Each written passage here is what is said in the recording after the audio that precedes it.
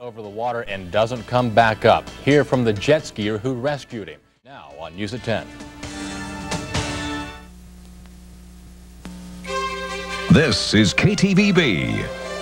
Live from Idaho's News Channel 7, Jerry May, Carolyn Holly, Rick Lance with weather, Mark Johnson on sports. Idaho's #1 News at 10 starts now.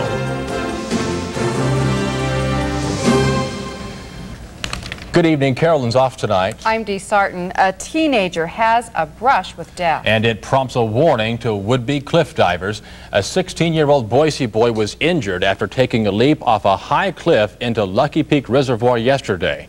He could have drowned had a jet skier not been nearby. Tonight, only on 7, that rescuer hopes everyone's learned a lesson. Here's Night Beat reporter Austin Jenkins. One day after the accident, Brent Smith and his son-in-law returned to the scene on their jet skis.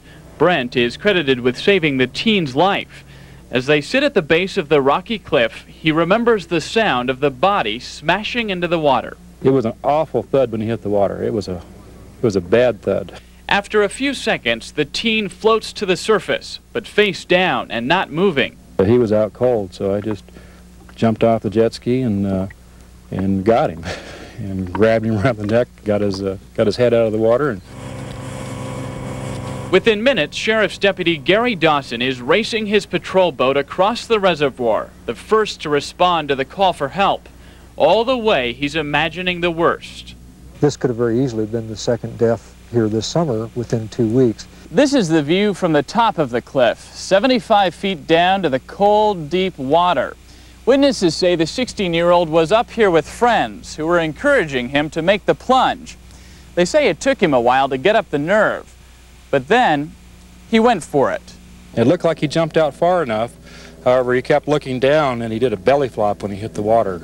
And that's apparently what did all the damage to him. This cliff near the high bridge is a popular place for jumping.